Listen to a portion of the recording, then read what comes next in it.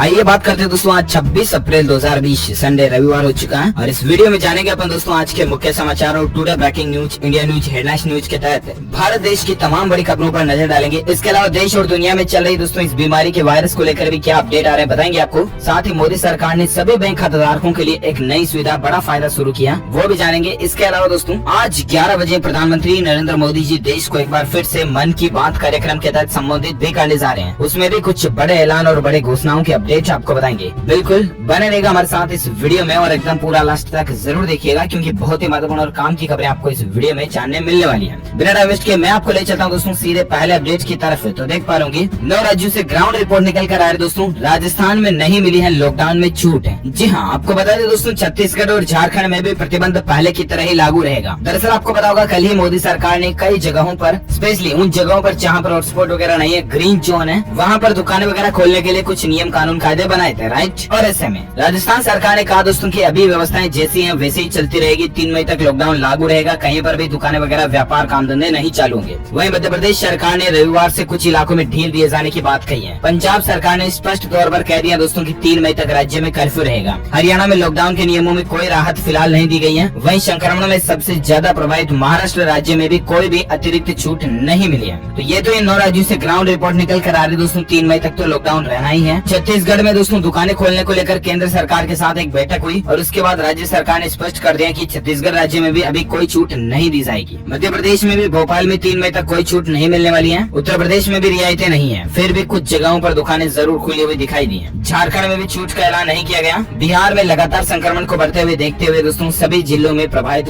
इलाकों में सख्ती रहेगी। अच्छा, इसके अलावा दोस्तों अपडेट आप देख सकते हैं कि 5 राज्यों ने गैर जरूरी सामानों की दुकानें खोलने का भी फैसला लिया है। जी हाँ, तो आपको बता दें देश में इस बीमारी के मामले लगातार बढ़ते जा रहे हैं और इस बीमारी के मामले दोस्तों 25,000 समथिंग पहुंच चुके हैं। वो अपडेट आपको आगे बताएंगे, लेकिन इससे पहले मैं आपको बता दूं कि गृह मंत्रालय के कल आदेश के बाद दोस्तों गुजरात, महाराष्ट्र और उत्तर प्रदेश समेत 5 राज्यों ने गैर जरूरी सामानों की दुकानें खोलने का फैसला किया। लेकिन हॉटस्पॉट वाले इलाकों में किसी भी तरह की राहत नहीं मिलेगी। मॉल और शराब की दुकानें बंद रहेगी। हॉटस्पॉट इलाका होने के कारण दिल्ली में भी अभी दुकानें नहीं खुलेगी। ये अपडेट है, ठीक है। इसके अलावा बड़ी खबर आप देख पा रहे कि भारतीय रिजर्व बैंक यानी कि आरबीआई ने लॉकडाउन के बीच एक और ऐलान किया है और अब ओवरड्राफ्ट पर ग्राहकों को एक खास सुविधा मिलेगी। जी हाँ, अगर आपका भी बैंक खाता है तो जरा ध्यान से समझिएगा। ओवरड्राफ्ट अकाउंट रखने वाले ग्राहकों को एक खास सुविधा देने का भारतीय रिजर्व बैंक ने ऐलान किया। आपको बता दें आरबीआई ने ऐलान करते हुए कहा दोस्तों कि आने वाले समय में बैंकों की ओर से खाताधारकों को इलेक्ट्रॉनिक कार्ड जारी किए जाएंगे। आरबीआई ने नियमों में ढील देते हुए बैंकों में ओवरड्राफ्ट अकाउंट रखने वाले ग्राहकों को इलेक्ट्रॉनिक कार्ड जारी करने की अनुमति दी है। ये सुविधा उन ओवरड्राफ्ट खाताधारकों के लिए है जो दोस्तों पर्सनल लोन की तरह है। ओवरड्राफ्ट का मतलब ये होता है कि आपके बैंक खाते में अगर 0 बैलेंस भी है तो भी आपके खाते पर ओवरड्राफ्ट लिमिट कितनी है उस पर डिपेंड करता है। 10,000 है, 50,000 है, 1 लाख है, उतने पैसे आप आपके खाते से एडवांस निकाल सकते हैं, चाहे आपके खाते में 0 बैलेंस है तो भी। समझ गए ना, ओवरड्राफ्ट का मतलब ये होता है। और इन लोगों को आरबीआई के नए नियम के अनुसार कुछ और खास छूट मिलेगी इलेक्ट्रॉनिक कार्ड के जरिए, ठीक है। चलिए अगला अपडेट आ रहा दोस्तों कि दिल्ली में लॉकडाउन के बीच गुजरा रोजा का पहला दिन। बंद रही मस्जिदें और बाजार भी सुनसान नजर आए। आपको पता होगा दोस्तों रमजान शुरू हो चुका और रमजान के महीने का पहला दिन, पहला रोजा जो कहते हैं वो बीत चुका।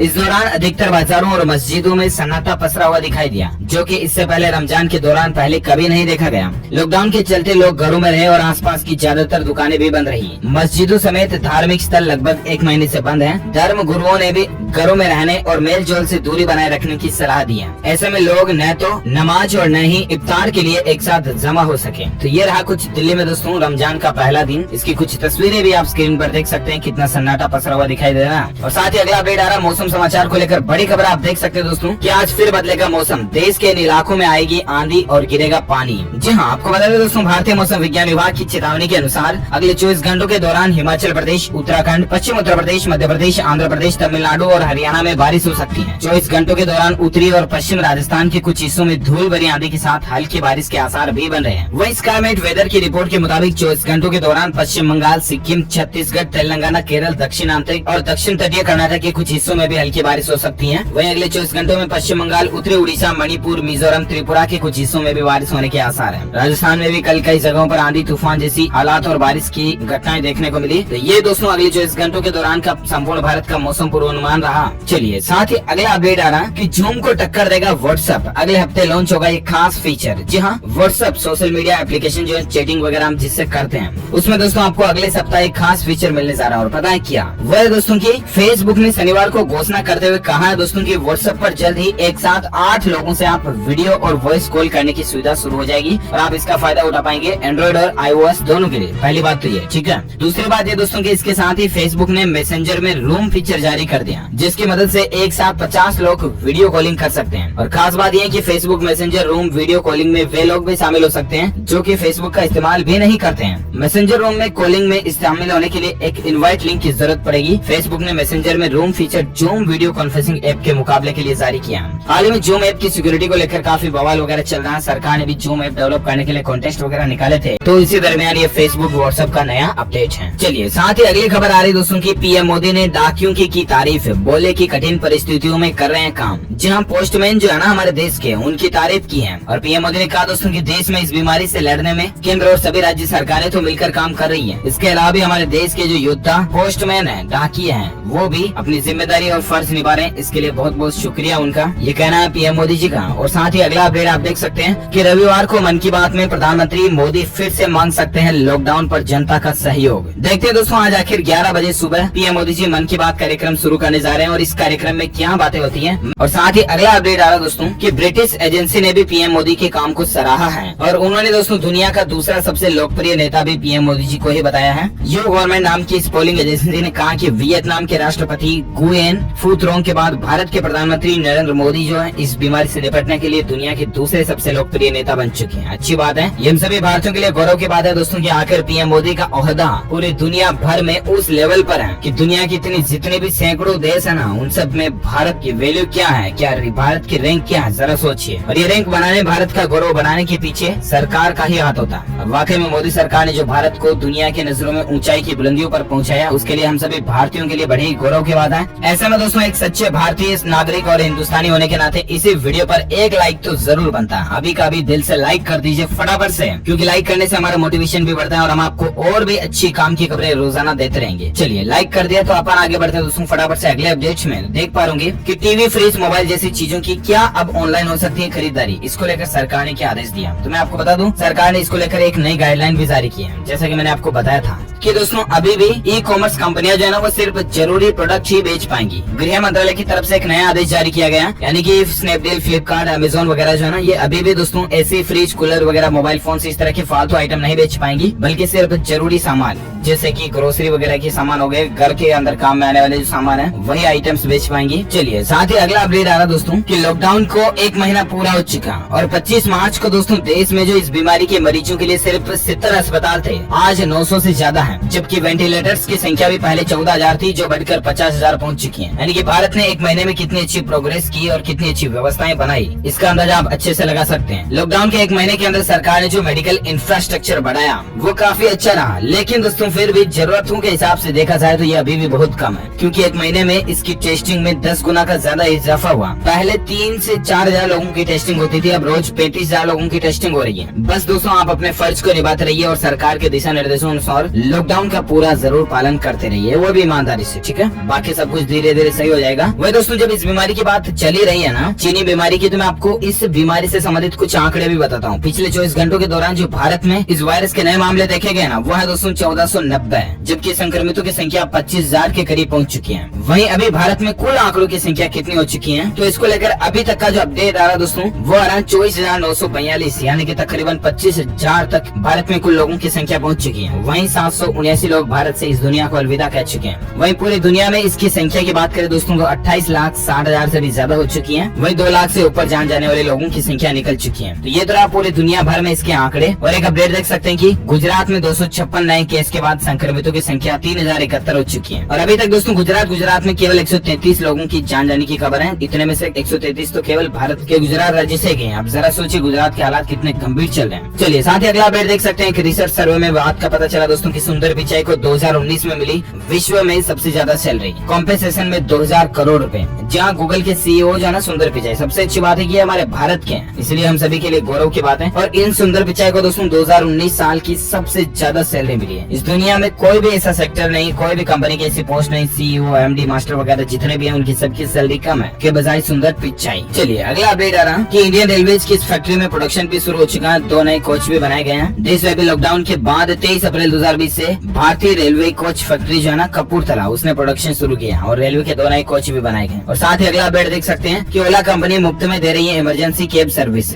दिल्ली सरकार ने ओला कंपनी के साथ एक साझेदारी पार्टनरशिप की है और इसके लिए आपको क्या काम करना पड़ेगा। तो दरअसल बात कुछ यूँ दोस्तों की, देश के प्रमुख कैब सर्विस कंपनी ओला ने आज घोषणा की कि वो दिल्ली राज्य सरकार के साथ एक साझेदारी के तहत आम नागरिकों को मेडिकल सर्विसेज के लिए फ्री में कैब सुविधाएं उपलब्ध करवाएगी। यानी कि अगर आपको हॉस्पिटल वगैरह जाना है तो आप ओला कैब मंगवा सकते हैं और वो भी बिल्कुल फ्री में दिल्ली के अंदर, है ना। चलिए अगला अपडेट आ रहा कि संकट की घड़ी में दोस्तों श्रीलंका ने भारत से मदद मांगी है $40 करोड़ करेंसी को बदलने की काम, क्योंकि दोस्तों अभी हमारे भारत में और इसके साथ साथ दुनिया के कई देशों में इस बीमारी ने अपना प्रभाव डाल रखा। और इसी बीच दोस्तों श्रीलंका सरकार इस हालात से निपटने के लिए तमाम प्रयास कर रही है और इसी के तहत अब विदेशी मुद्रा भंडार को मजबूत करने पर जोर दिया जा रहा है। और ये वजह दोस्तों की श्रीलंका सरकार भारतीय रिजर्व बैंक के साथ $40 करोड़ मुद्रा की अदला बदली करने का भी विचार कर रही है। चलिए साथ ही अगला अपडेट देख सकते हैं कि Punjab national bank, oriental bank of commerce और यूनाइटेड बैंक ग्राहकों के लिए एक बड़ी खबर आ रही है। पैसों के लेन देन से जुड़ी सर्विसेज में कुछ बदलाव होंगे। तो दरअसल बात कुछ यूँ है कि आपको पता होगा कि अप्रैल के महीने से इन दोनों बैंकों का विलय हो चुका है, राइट।